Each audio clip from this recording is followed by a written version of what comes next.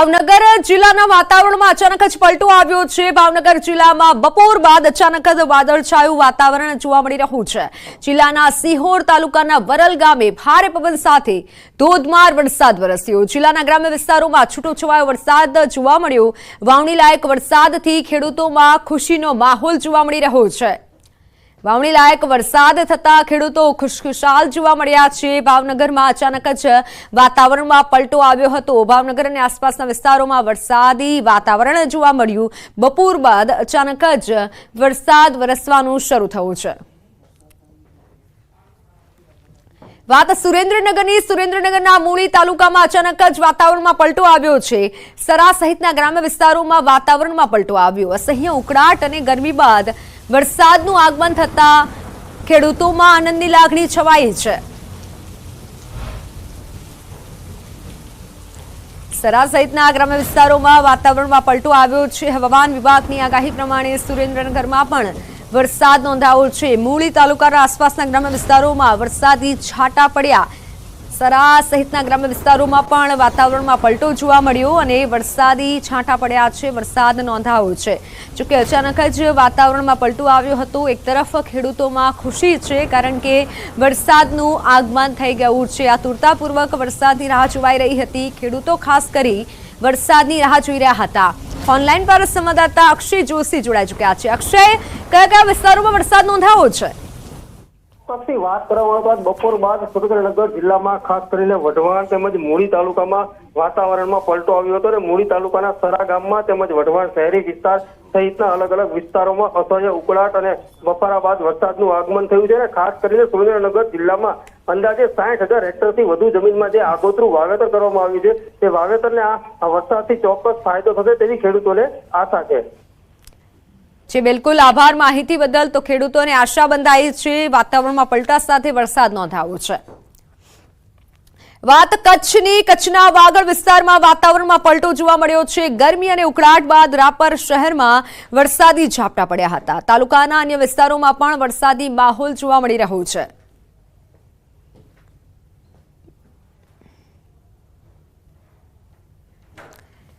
ડાંગ જિલ્લામાં ચોમાસાનો પ્રારંભ થયો છે। વીજળીના કડાકા બડાકા સાથે વરસાદ શરૂ થયો। વઘઈ સહિતના વિસ્તારોમાં વરસાદ શરૂ થયો। વરસાદ વહેલો આવતા ખેડૂતોમાં ખુશીનો માહોલ છવાયો છે।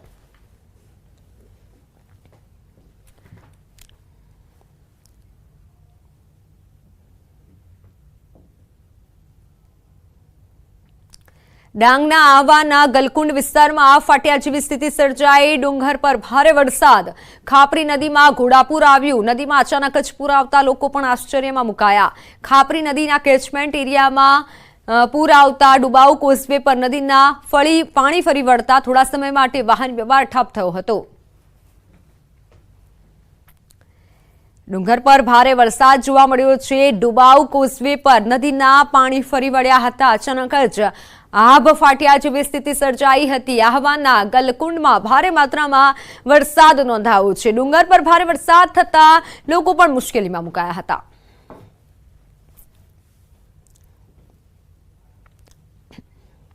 રાજકોટ શહેરમાં અનેક વિસ્તારોમાં વરસાદી ઝાપટું પડ્યું છે। શહેરના ભુવનેશ્વર રોડ, સિવિલ હોસ્પિટલ ચોક, જામનગર રોડ સહિતના વિસ્તારોમાં વરસાદી ઝાપટું પડ્યું। રાજકોટ શહેરમાં સતત બીજા દિવસે પણ વરસાદી વાતાવરણ સર્જાયું છે।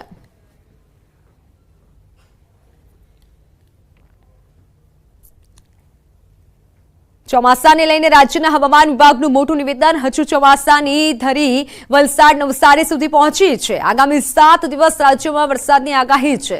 થંડરસ્ટોર્મ સાથે હળવાથી મધ્યમ વરસાદની આગાહી કરાઈ છે। આજે અને કેટલાક વિસ્તારોમાં વરસાદ પડી શકે છે। તો આજે અમદાવાદ, ડાંગ, સુરત, તાપીમાં આગાહી કરવામાં આવી છે। અમદાવાદમાં આજે 41 ડિગ્રી સુધી તાપમાન રહી શકે છે। રાજસ્થાનમાં સાયક્લોનિક સર્ક્યુલેશન સક્રિય થયું છે।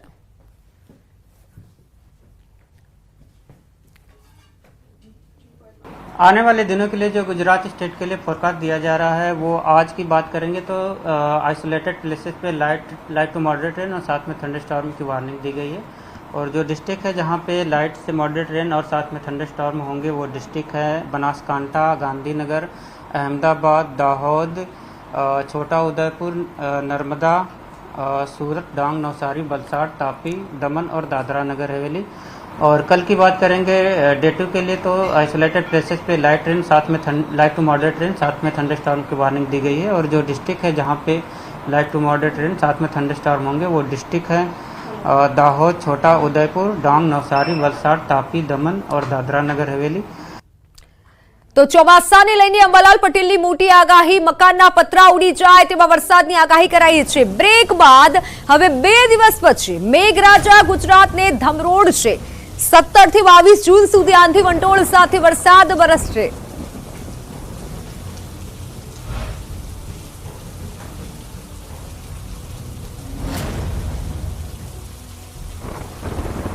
હમણાં વરસાદનું જે સગી થઈ ગયો છે, દક્ષિણ મહારાષ્ટ્રમાં ધમાકેદાર એન્ટ્રી પછી મુંબઈમાં કંઈક અંશે વરસાદ પહોંચ્યો, પરંતુ ગુજરાતમાં આ ગતિવિધિ મંદ પડી ગઈ છે અને આથી ખેડૂતો ચિંતામાં છે।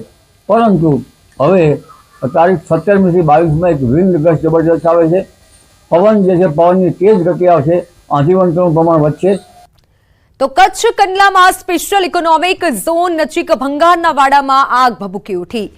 કાસેડ નજીકના વાડામાં અચાનક જ આગ લાગતા દોડધામ મચી હતી। ટિમ્બર એસોસિએશન અને ગાંધીધામ નગરપાલિકાની ફાયર બ્રિગેડની ટીમ ઘટના સ્થળે પહોંચી છે। આગ બુઝાવવાની જહેમત ઉઠાવવામાં આવી રહી છે। જોકે અફરાતફરીનો માહોલ સર્જાયો હતો।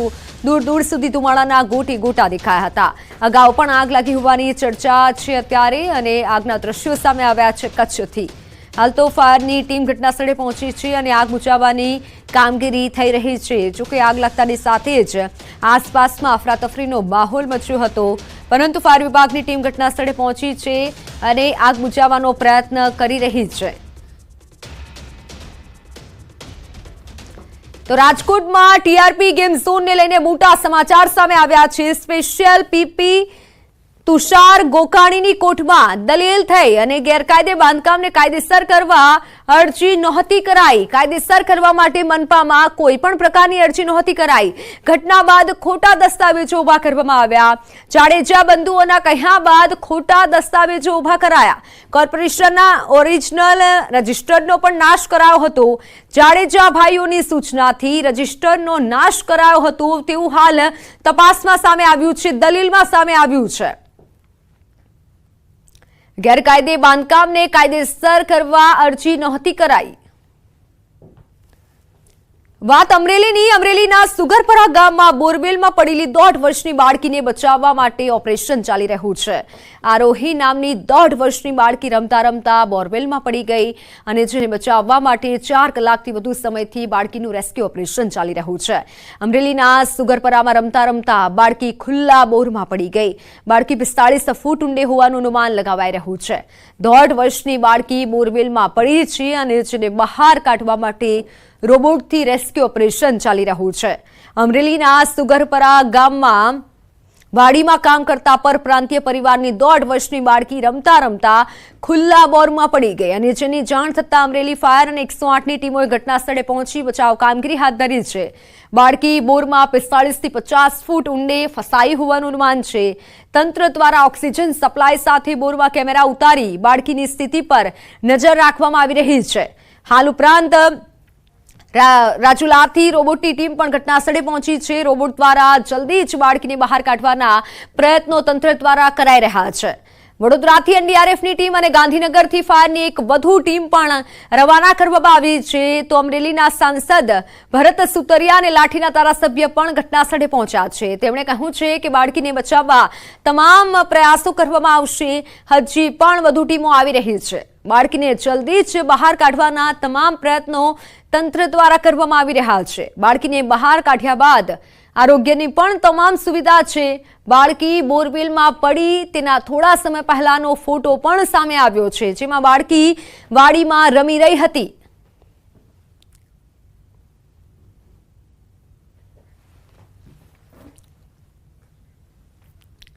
તો અંબાજી પંથકમાં વાહન ચાલકો બેફામ બન્યા છે। મુસાફરોને લઈને જતી મોતની જીપના દ્રશ્યો સામે આવ્યા છે, જેમાં એક જીપમાં ઉપરથી અંદર સુધી ઘેટા બકરાની જેમ 30 થી વધુ મુસાફરોને ભર્યા છે। જે દ્રશ્યો ન્યૂઝ સિટીંગ ગુજરાતીના કેમેરામાં કેદ થયા છે, જેમાં જીપ ચાલકે એટલા મુસાફરોને ઠાસી ઠાસી આડેધડ બેસાડ્યા છે કે ગણી પણ ન શકાય। હાલના તબક્કે અંબાજી પંથકમાં આદિવાસી લોકોમાં લગ્નની સિઝન હોવાથી જીપ ચાલકો મોટી સંખ્યામાં વરઘોડિયાઓને ભરી અને અવરજવર કરી રહ્યા છે, ત્યારે આ જોખમી સવારીથી પ્રસંગ માતમમાં ફેરવાઈ શકે છે। અંબાજી પંથકના માર્ગો વળાંકવાળા અને ઢોળાવવાળા હોવાથી અકસ્માત થવાનો મોટો ભય છે, સંભાવનાઓ રહેલી છે। જો એક જીપ પલટી મારે તો મોટી જાનહાનિ થઈ શકે તેવી પરિસ્થિતિ જોવા મળી રહી છે। આવી એક નહીં પરંતુ અનેક જીપો બેફામ ફરી રહી છે, મુસાફરોને અવરજવર કરાઈ રહી છે અને સાથે ટ્રાફિક પોલીસ અને આરટીઓની કામગીરી સામે પણ હવે સવાલો ઉઠ્યા છે। એ રીતે ઘટના બની હતી અને લગભગ 30થી વધુ ઉપરાંતના મોત થયા હતા। અનેક જગ્યાએ ફાયર સેફટી વગેરે જોવામાં આવી છે, પણ અંબાજી પંથકમાં જે રીતે ઓવરલોડ વાહનો અને જોખમી મુસાફરી ચાલી રહી છે, આપણે બતાવવા માંગીશ કે આ જે વાહન છે 35થી 40 જેટલા મુસાફરો ભરેલા છે। અત્યાર સુધી આના સામે કોઈ પણ જાતના પગલાં લેવામાં આવ્યા નથી કે શું આ પણ જાણે કોઈ મોટી ઘટનાની રાહ જોવાઈ રહી હોય। જો આ ગાડી કોઈ પલટી મારે તો ઓછામાં ઓછા 35થી 40 લોકોના મોત નીપજે તેવી શક્યતા જોવી મળી રહી છે। અને હાલ તબક્કે જે રીતે વાહનમાં ભરેલા છે, ખીચોખીચ માણસો છે, આ જે સવાર છે કે ડ્રાઈવર છે કે ચાલકોને કોઈ પણ બોલનાર નથી। આપ જે રીતે જોઈ રહ્યા છો એ રીતે અહીંયા પણ જોખમી મુસાફરી ચાલી રહી છે અને જે રાજકોટની ઘટનાને જોતા તાત્કાલિક વહીવટી તંત્ર આ સામે પણ પગલાં લે તો સારું છે, નહીં આગામી દિવસમાં આ વિસ્તારમાં પણ મોટી હોનારતો સર્જાઈ શકે છે। મહેન્દ્ર અગ્રવાલ, ન્યૂઝ 18 ગુજરાતી, અંબાજી। જોકે આ બાબતે અમારા સંવાદદાતાએ ડ્રાઈવર સાથે વાત કરી તો તેણે કંઈ પણ બોલવાનું ટાળ્યું, ત્યારે જો જીપ પલટી મારે તો મોટી દુર્ઘટના સર્જાય તો જવાબદાર કોણ તેવા અનેક સવાલો થઈ રહ્યા છે। હવે તંત્ર આ મામલે દુર્ઘટના પહેલા નક્કર કોઈ કાર્યવાહી કરે તે જરૂરી છે। એક મિનિટ, તમારા આ ગાડીમાં અંદાજે કેટલા મુસાફરો ભરેલા હશે? કેટલા ભરેલા હશે માણસો? ના લગ્નમાં જાઓ બરોબર હે, પણ કેટલા ના નહીં બરોબર હે, પણ કેટલા ભરેલા હશે? 35 હશે, 30-35 હશે। હે કેટલા હશે આ ગાડીમાં? હે કેટલા? આ તમે જે રીતે જોઈ છો ડ્રાઈવર છે, ડ્રાઈવર કોઈ પણ કહેવાનો ઇનકાર કરી રહ્યો છે અને આ જે મુસાફરો છે આપ જે રીતે જોઈ રહ્યા છો ડ્રાઈવરે જોખમી મુસાફરી ચાલી રહી છે અને ડ્રાઈવર છે પણ કોઈ પણ પ્રત્યુત્તર કરતા નથી। મહેન્દ્ર અગ્રવાલ, ન્યૂઝ ગુજરાતી, અંબાજી। તો રાજકોટના ગ્રામ્ય વિસ્તારોમાં અનરાધાર વરસાદ નોંધાયો છે। પડધરી તાલુકાના ગામોમાં 1.5 થી 2 ઇંચ જેટલો વરસાદ નોંધાયો છે। સરપદડ, હિદડ, કેરાળા, ઇટાળા સહિતના ગામોમાં વરસાદ પડ્યો। વાવણી લાયક વરસાદ થતા ખેડૂતો ખુશખુશાલ જોવા મળ્યા।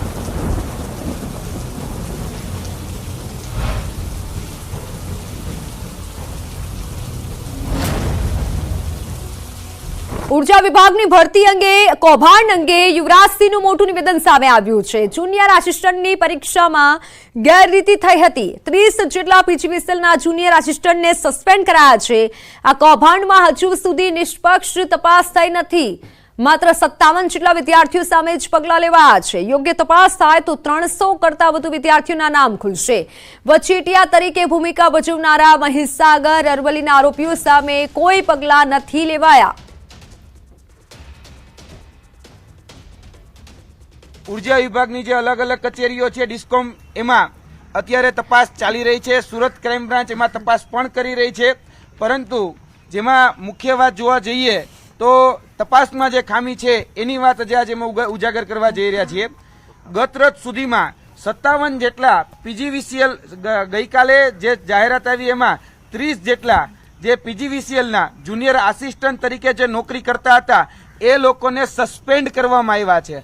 અત્યાર સુધીનો જે કુલ આંકડો છે એ કુલ આંકડો એ 57 સુધી પહોંચ્યો છે। જે વિદ્યાર્થીઓ સામે કાર્યવાહી કરી છે એમાં ફક્ત 57 જેટલા વિદ્યાર્થીઓ સામે જ કાર્યવાહી કરવામાં આવી છે। જો આની યોગ્ય અને નિષ્પક્ષ તપાસ કરવામાં આવે તો આમાં 300 કરતાં વધારે જુનિયર આસિસ્ટન્ટ અને જુનિયર એન્જિનિયર આ લોકોનું નેક્સસ, આ લોકોનું કૌભાંડ બહાર આવી શકે એમ છે।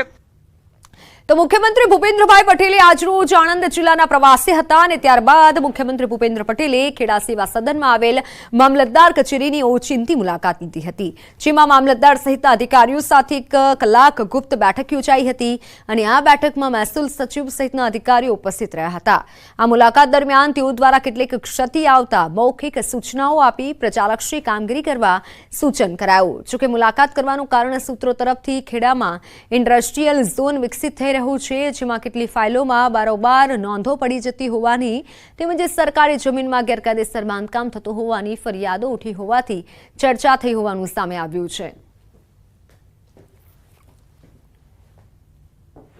આમાં નાની મોટી જે ક્ષતિ આવી હોય, ટેકનિકલ જે કારણ આવ્યા હોય અથવા જે કામગીરી થઈ છે એનું સુચારુ મૂલ્યાંકન કરવામાં આવ્યું હતું.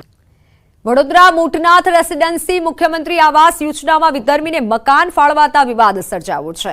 462 મકાનમાંથી એકમાત્ર મકાન વિધર્મીને ફાળવાતા રહીશોએ જય શ્રી રામના નારા લગાવી કોર્પોરેશન વિરુદ્ધ સૂત્રોચ્ચાર કર્યા. કોર્પોરેશને કે ટાવરમાં આવેલ 204 નંબરનું મકાન વિધર્મીને ફાળવ્યું છે. હરણી વિસ્તાર અશાંત ધારા હેઠળ આવ્યો હોવા છતાં પાલિકાના અધિકારીઓએ કોણા ઇશારે વિધર્મીને મકાન ફાળવ્યું તેવા સવાલ લોકો પૂછી રહ્યા છે. અનેક રજૂઆતો બાદ પણ પાલિકા દ્વારા કોઈ કાર્યવાહી ન કરાયાનો આક્ષેપ છે. જે તે સમયે જ્યારે રહેવા આવ્યા ત્યાર પછી ખબર પડી કે ભાઈ આ એક વિધર્મીનું મકાન છે, વિધર્મીને ફાળવેલા છે. એના અડોશ પડોશ વાળા એ ટાવરના રહેવાસીઓ, કે ટાવરમાં આવેલું છે મકાન, તો એ ટાવરના રહેવાસીઓ સોસાયટી પ્રમુખ પાસે રજૂઆત લઈને આવે જ છે અને એમણે કીધું કે આ બાબતે ઘટતું કરજો અને જ્યાં જ્યાં રજૂઆત કરવા જેવી લાગે ત્યાં ત્યાં કરો.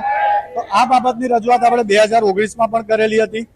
ઉગ્ર વિરોધ એ સમયે પણ કરવામાં આવેલો હતો અને આજની તારીખે જ્યારે ખબર પડી છે કે એ વ્યક્તિ અહીં રહેવા આવવાના છે, તો એ વખતે પણ સોસાયટીના રહીશો નીચે ઓટોમેટિક ઉતરી આવેલા છે અને વિરોધ પ્રદર્શન કરી રહ્યા છે કે એક જ મકાન અગર જો વિધર્મીને ફાળવવામાં આવ્યું છે તો શું તેમાં એ કોર્પોરેશનની બેદરકારી છે કે પછી જાણી જોઈને આ અમને હિન્દુઓને હેરાનગતિ કરવા માટેનું એક પગલું છે? સ્થાનિકોને એ જ છે કે ખાલી એમનું જે મકાન છે એમને ટ્રાન્સફર એમના એરિયામાં કરી આપે, ત્યાં અમને શાંતિથી રહેવા મળે. તો આ મુદ્દે વીએમસીના એફોર્ડેબલ હાઉસિંગ કાર્યપાલક ઇજનેરે નિવેદન આપ્યું અને કહ્યું કે આ મકાનના દસ્તાવેજ 2018માં થયા હતા, ત્યારે અશાંત ધારા લાગુ પડતી ન હતી. સરકારની યોજનાઓમાં ધર્મ આધારિત ફાળવણી નથી થતી. પાલિકાની આમાં કોઈ જવાબદારી આવતી નથી. સ્થાનિકો તેમની રીતે રસ્તો કાઢે, પાલિકા આમાં કોઈ દખલગીરી ન કરી શકે. આ વસ્તુની નિયંત્રણ અશાંત ધારાથી થાય. અશાંત ધારો હોય કલેક્ટર સાહેબના લેવલથી ત્યાંથી જે પણ અશાંત ધારાનું સર્ટિફિકેટ રજૂ થાય એ હાલમાં લાગેલું છે. આ જે અશાંત ધારા પહેલાનો દસ્તાવેજ થયેલો છે એટલે એમાં કોઈ આપણે કોઈને મનાઈ ના કરી શકીએ. હા, પણ અગાઉ 2018માં દસ્તાવેજ થયેલો છે. એ પહેલા રજૂઆત હોય તો પણ એ કલેક્ટર સાહેબને ધ્યાને લઈને કરવું પડે. કોર્પોરેશનનો આમાં કોઈ જગ્યાએ કોઈ રોલ આવતો નથી.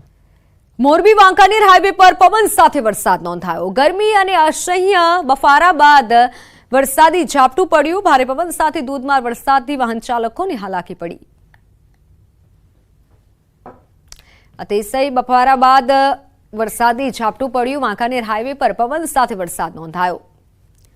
મોરબીમાં વરસાદી માહોલ જોવા મળ્યો છે. ધોધમાર વરસાદથી વાહન ચાલકોને હાલાકી પડી રહી છે. અતિશય બફારો પડ્યા બાદ વરસાદી ઝાપટું નોંધાયું છે. તો સાસણગીર અને આસપાસના વિસ્તારોમાં મોટા પ્રમાણમાં હોટલ બિઝનેસ અને ફાર્મ હાઉસ ધમધમી રહ્યા છે. ત્યારે સાસણગીરમાં જીએસટી વિભાગની અનેક ટીમો ત્રાટકી છે. 14 જિલ્લા એકમો પર જીએસટી વિભાગે ચેકિંગ હાથ ધર્યું છે. સાસણગીર હોટેલ એસોસિએશનના પ્રમુખ દેવસીબાઈએ પ્રતિક્રિયા આપતા ખેદ વ્યક્ત કર્યો છે. તેમનું કહેવું છે કે અહીં સિઝનલ ધંધો છે અને નાનું ટર્નઓવર છે. હોટલ સંચાલકો જીએસટી ભરી રહ્યા છે. જીએસટીનું ચેકિંગ હાથ ધરાતા હોટલ સંચાલકો નિરાશ થયા છે. ખરેખર તો આજે રેડ પાડવી એટલે હોટલવાળા એક જાતના ચોર હોય એવી રીતે જે અધિકારીઓ ત્રાટકે છે એ ખરેખર વ્યાજબી નથી ને એની અસર પાછી ટુરિસ્ટો ઉપર બહુ ખરાબ પડે છે. એ હોટલવાળા બધા રેગ્યુલર જીએસટી ભરે છે, જીએસટી ભરે છે એને અહીંયા જ રેડ કરે છે. જે ભરતા નથી એવી તો ઘણી હોટલો છે. વાત સુરતની. સુરત શહેરમાં પ્રી મોન્સૂનની કામગીરીને લઈને કોર્પોરેટરે ફરિયાદ કરી છે. ડ્રેનેજની સમસ્યા નહીં ઉકેલાતા કોર્પોરેટરે પાલિકામાં મંચીરા વિભાગ શરૂ કરવા કહ્યું. સરથાણા ઝોનમાં મળેલી ડિઝાસ્ટર મેનેજમેન્ટની બેઠકમાં ડ્રેનેજ વિભાગના કાર્યપાલક ઇજનેર ભૈરવ દેસાઈ પર પસ્તાળ પડી હતી અને કોર્પોરેટરે ટકોર કરી હતી કે પાલિકામાં મંજીરા વિભાગ શરૂ કરાવી ભૈરવ દેસાઈને મંજીરા વગાડવા બેસાડી દેવા જોઈએ. તેમના જેવા બેદરકાર અધિકારીને તાત્કાલિક પદ પરથી દૂર કરવા માંગણી કરાઈ. આ બેઠકમાં મુખ્ય ફરિયાદો ડ્રેનેજ વિભાગની જ હતી. વોર્ડ નંબર 2 અને 3માં વારંવાર ડ્રેનેજ લાઇન ઉભરાવાની સમસ્યાને લઈને રજૂઆત થઈ હતી. અને સમાચારોની વાત કરીએ તો મોરબી મચ્છુ 2 ડેમના દરવાજાના રિપેરિંગ કામ માટે ડેમ ખાલી કરાયો છે, જેથી હવે મોરબીમાં પાણીની અછત સર્જાઈ છે. ત્યારે ધારાસભ્ય કાંતિ અમૃતિયા તેમજ ધારાસભ્ય દુર્લભજી દેથરિયાએ મચ્છુ 2 ડેમ ખાતે ચાલતા રિપેરિંગ કામનું નિરીક્ષણ કર્યું હતું અને ઝડપથી કામ પૂર્ણ થાય તે માટે અધિકારીઓને તાકીદ કરી હતી. મોરબીમાં પાણીની બુમરાણને લઈને ધારાસભ્ય કાંતિ અમૃતિયાએ જણાવ્યું હતું કે 44 વર્ષ બાદ આ મચ્છુ 2 ડેમનું રિપેરિંગ થઈ રહ્યું છે અને જેના કારણે મોરબીવાસીઓને પાણીની તકલીફનો સામનો કરવો પડ્યો છે. એ માટે હું ક્ષમા માંગુ છું, પરંતુ મોટી દુર્ઘટનાને ટાળવા માટે આ રિપેરિંગ કરવું પણ જરૂરી છે.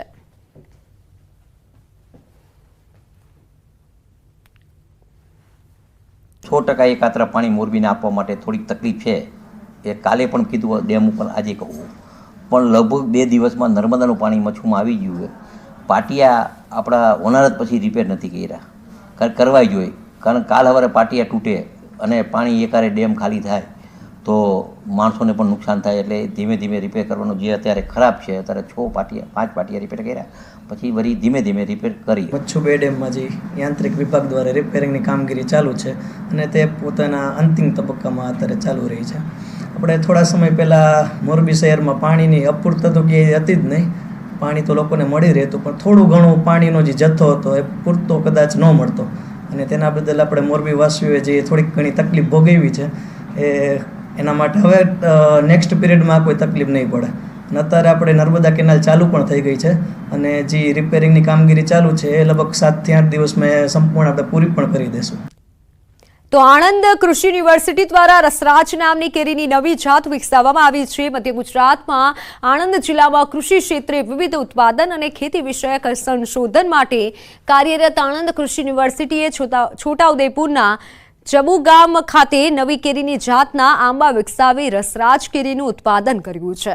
કૃષિ યુનિવર્સિટી આણંદ દ્વારા આવનારા વર્ષોમાં આ કેરી બજારમાં આવશે અને આવનાર ભવિષ્યમાં પણ ખેડૂતો આ આંબાનું વાવેતર કરી સારી આવક મેળવે તે માટેના પ્રયાસો કરાયા. આફૂસ કેરી છે એને એની સમકક્ષ ઊભી રહી શકે એવી કેરીની જાત છે. મીઠાશ પણ એટલી છે, ખુશ્બુ પણ એટલી છે અને ખાસ કરીને જે કહેવાય કે ફાઇબર્સ, આપણે એમાં રેસાઓ કહીએ ને, રેસાઓનું પ્રમાણ પણ ખૂબ ઓછું છે. ગોટલું પણ ખૂબ નાનું છે. ટકાઉ શક્તિ પણ ખૂબ સારી છે. આ રીતે એમાં મોટાભાગના જે બધા ગુણધર્મો છે એ ગુણધર્મો એની અંદર કેરીની અંદર આપણે એકત્રિત કરેલા છે. આવનારા વર્ષોમાં કેરીથી ઘણી આવક ખેડૂતોને થશે તેવું કહેવું છે ખેડૂતોનું. કૃષિ યુનિવર્સિટીમાં નવું જ સંશોધન કરવામાં આવ્યું છે. રસરાજ નામની કેરીની નવી જાત વિકસાવવામાં આવી છે.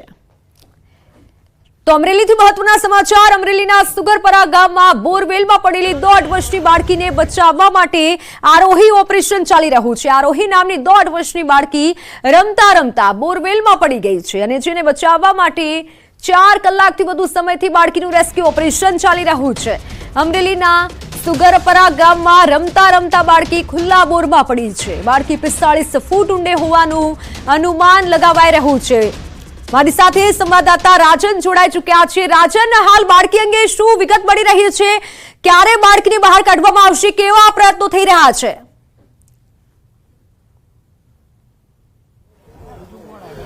અત્યારે હાલ જે લગભગ 12:45 જે સ્થિતિ હતી એ જ સ્થિતિ અત્યારે સિચ્યુએશન છે. હું આપને જે દ્રશ્યો બતાવી રહ્યો છું, હજુ પણ બોરવેલમાંથી બાળકીને બહાર કાઢવામાં સફળતા નથી મળી.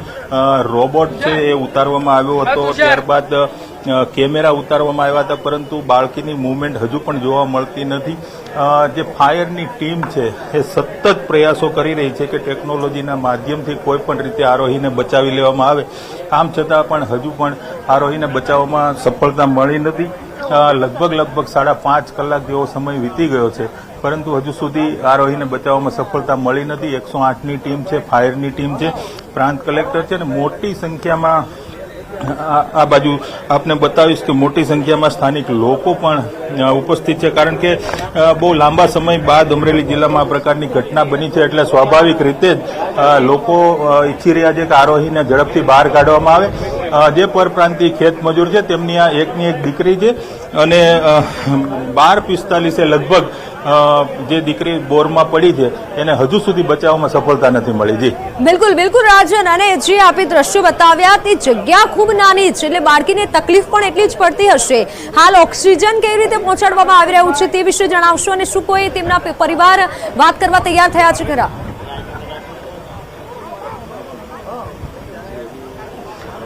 બિલકુલ વાત કરવા માટે તૈયાર છે, પરંતુ હું સૌથી પહેલા આપને આ દ્રશ્યો બતાવીશ, કારણ કે જે 108ની ટીમ છે તેમના દ્વારા સૌથી પહેલા તો ઓક્સિજન સપ્લાય જે શરૂ કરવામાં આવ્યું, લગભગ 1 વાગ્યાની આસપાસ આ સપ્લાય શરૂ કરવામાં આવ્યું, ત્યારથી કન્ટિન્યુ ઓક્સિજન સપ્લાય શરૂ છે.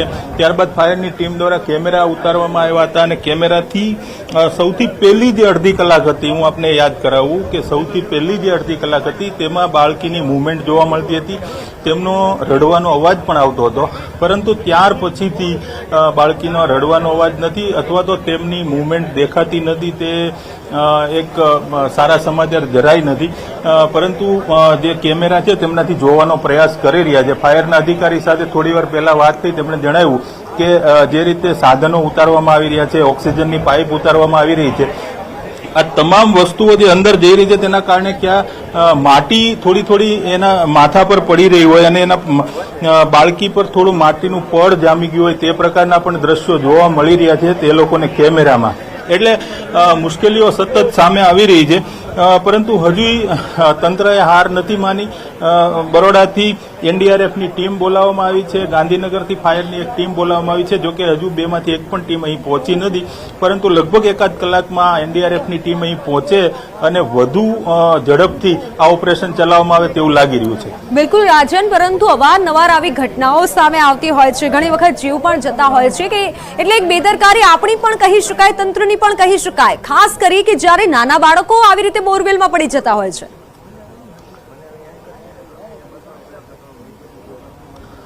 બિલકુલ, તાજેતરમાં જે રીતે કેટલીક ઘટનાઓ સામે આવી તેના ત્યારબાદ રાજ્ય સરકાર દ્વારા અને તંત્ર દ્વારા જે ખુલ્લા બોર હોય તેમને ઢાંકી દેવા માટેના નિર્દેશો આપવામાં આવ્યા હતા, પરંતુ ક્યાંક ને ક્યાંક ચૂક રહી ગઈ હોય તે પ્રકારનું લાગી રહ્યું છે.